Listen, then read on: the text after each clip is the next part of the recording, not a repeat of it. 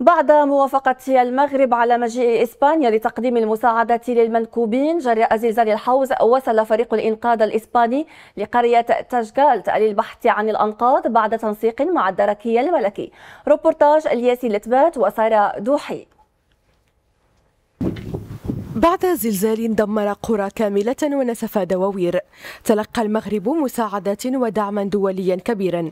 رؤساء دول وحكومات ومنظمات دولية عبروا عن تعازيهم وتضامنهم مع المملكة المغربية.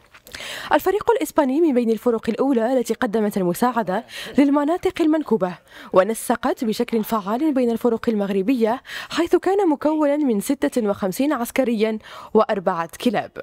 وزارة الدفاع الإسبانية أكدت أن هذا الوفد يتوجه في إطار عملية للتعاون في البحث وإنقاذ للناجين. وقال خوان غارسيا المقدم بوحدة الطوارئ العسكرية الإسبانية إن وجودنا يعتبر أولا وقبل كل شيء واجبا تجاه المغرب، البلد الحليف والصديق لإسبانيا. وأوضح المتحدث ذاته أن هذه المساهمة تستجيب لاحتياجات محددة ميدانيا عبر عنها المغرب مسبقا، وسيتم القيام بها بتنسيق نموذجي مع السلطات المغربية. وشدد المسؤول الإسباني على أن مشاركة فريقه في مجهودات الإنقاذ والإغاثة إلى جانب الفرق الدولية الأخرى كانت تجربة تعليمية رائعة على كافة الأصعدة، ولاحظوا تأثيرا كبيرا في نفوس الساكنة.